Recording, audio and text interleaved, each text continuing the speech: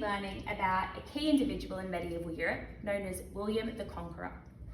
Now, there's many ways that we're going to be doing this over the course of this lesson, but the first activity we're going to do is called dialectical note-taking. It's a bit of a mouthful, isn't it? What does it mean? Well, dialectical journaling or dialectical journal writing allows students to interact with the text or non-text in a way that encourages critical thinking and mindful engagement. Now, some of you are just getting into the habit of note-taking. You're only in year 8. This is something you're going to be doing more of as you move through high school, right? And it's important that we start to establish healthy habits. And what can happen sometimes when we take notes is it gets a bit mindless, right? It doesn't really stick in our heads. We don't really make connections with what we're reading.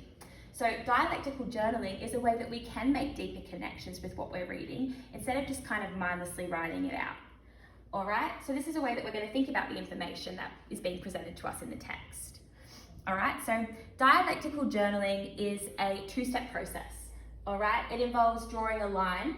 This person's got an imaginary line, but basically having a line down the center of your notebook so you create two columns, the left and the right-hand column, okay?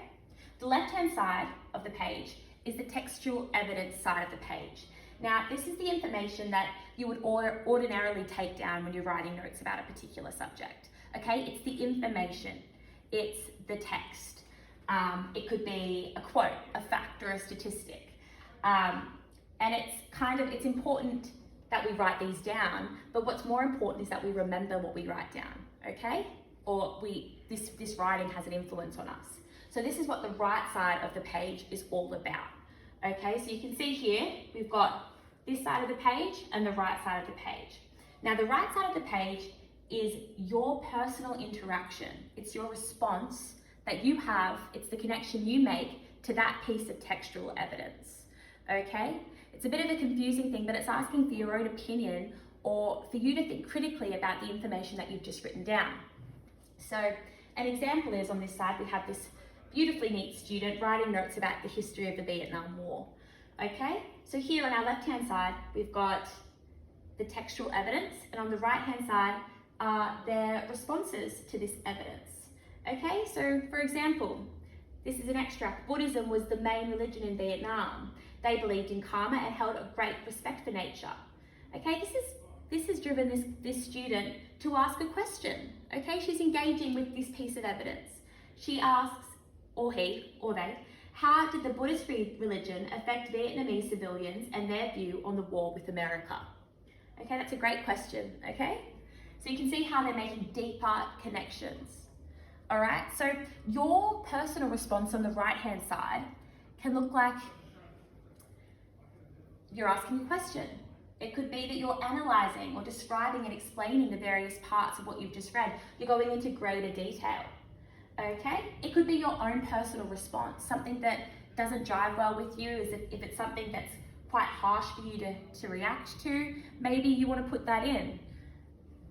Or it could be that you're evaluating or explaining the value of a certain piece of information. Okay, so if we look at our student over here, we've got another piece of information about the Vietnam War.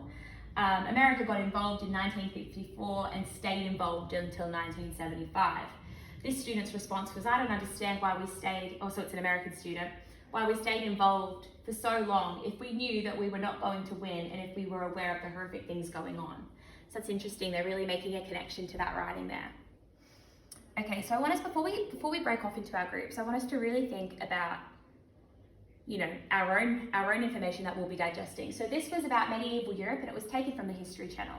So the piece of evidence here, the piece of textual information that would go on the left-hand side of our dialectical journals is marriages were often arranged, especially for nobles. Noble girls often married at 12 years old and boys at 14. Let's have a little think about that. What are some of our responses to that? Yeah, it's young, isn't it? Yeah. All of these things, I'll take a raise of hands. Yes, at the back. That's absolutely right. Why nobles? Yeah. Anyone have any other questions that this brings up for them, or any other comments? Yes, it is. It's pretty gross, isn't it? It's pretty young. They're children. 100%, okay? These are all things you can write down on the right-hand side. These are ways that we're connecting to the information that we're reading. Okay, so a lot of our responses looked like this. So this is a question. Did people marry so young because people died at much earlier ages in the Middle Ages? Personal connection. This would be unacceptable in today's society. Similar to the "it's gross" comment I think we heard. That's 100% right. Okay, so your task today is to create your own dialectical journal on William the Conqueror using pages 62 to 64 of our textbook.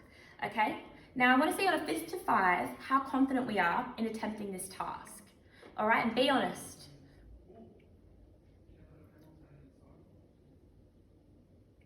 Okay, so already guys, I can see we've got a mix of confidence levels, and that's totally okay. What we're going to do is the people who are not super confident, about a 5 to about a 2, I want students at this stage of learning to move with me to table 1 over here. And on your way, I want you to collect the scaffolded template, which is just here on my desk, and we're going to work through that together. Okay, those of you who are a little bit more confident, maybe you're about a 3 to a 5, I want you to come and collect the template of the dialectical journal, and I want you to attempt to find 5 pieces of information, 5 pieces of information to include on the left-hand side of your textual evidence about William the Conqueror from pages 62 to 64. Okay, and I want you to also make the deep connections on the right-hand side with 5 pieces of information. Alrighty. Now, if you finish that super quick, if you're doing really well and you're on fire, I want you to try and find 3 more pieces of information to include in your journal. Okay, is that clear to everybody? Fantastic.